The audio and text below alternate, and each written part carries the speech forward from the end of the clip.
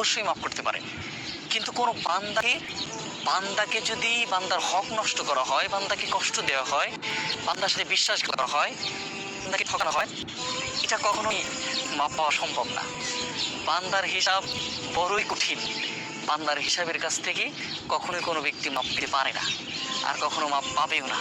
সে দুনিয়াতেও অশান্তির মধ্যে নিতে হবে, আর আখিরাতে তো কখনোই সে শান্তিতে থাকতে পারবে না।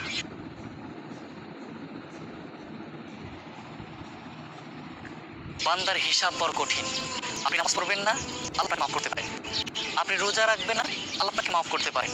আপনি যাকাত হজ করবেন না, আল্লাহ আপনাকে অবশ্যই মাফ করতে পারেন।